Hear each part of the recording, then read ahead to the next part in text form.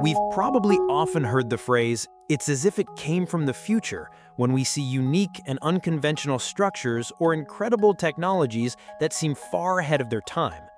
Today we'll introduce you to a place from over 1,000 years ago that is so beautiful and advanced it seems to have emerged from the future, earning it the nickname the City of Heaven for people of the Earth. UNESCO has designated it a World Heritage Site and praised it as one of the best examples of ancient urban planning ever discovered. Follow us as we get to know Sigiriya, the ultimate architectural masterpiece of the 5th century. The giant lion crouching in the forest. Sigiriya is a steep rock mountain that rises about 180 meters high, surrounded by a lush jungle in the central Matale district of Sri Lanka. According to legend, 277 years after the Buddha's passing, King Devanampiya of Lanka discovered this area and named the mountain Sigiriya, which means Lion Mountain. Later, during the reign of King Pulhata, he built a sermon hall and fortifications here. His son, King Bahia, then built a dining hall for the monks. Then, in 417 AD, during the reign of King Kashyapa, a palace was built on top, which was so magnificent it was called the Floating Palace of Sri Lanka. The construction cost 70 million gold coins and took 7 years to complete, becoming a veritable paradise. Sigiriya consists of a lower section with a systematically laid out garden and pools leading to a path flanked by 2 giant lion paws and a head carved from rock.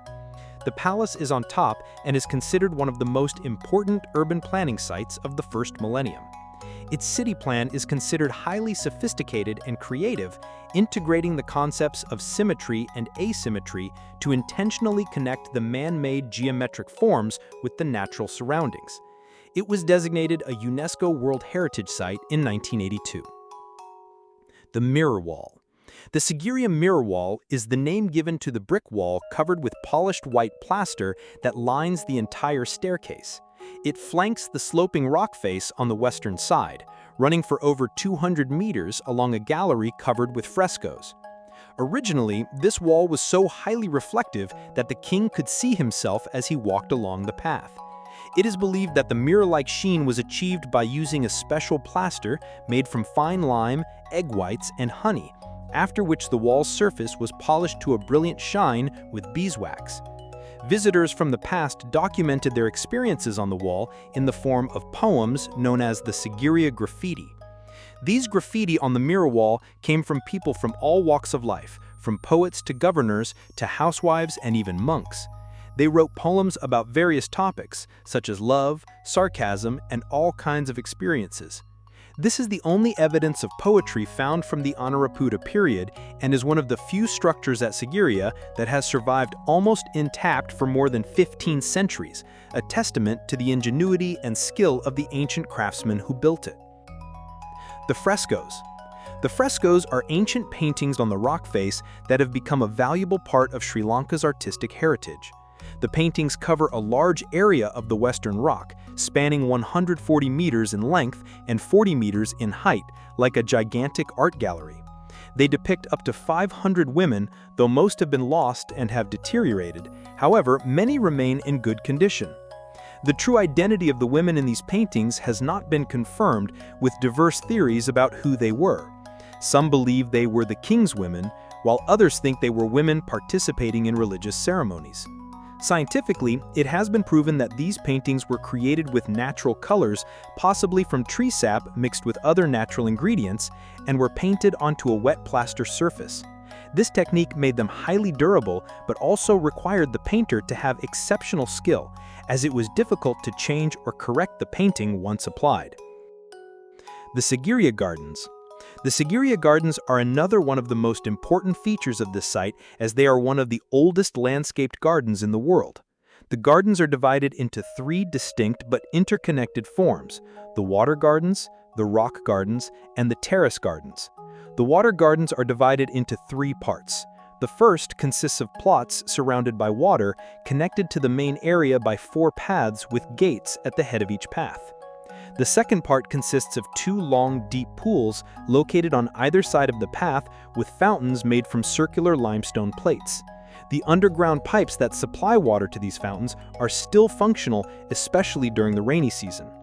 The end of this water garden section is where the summer palace was located.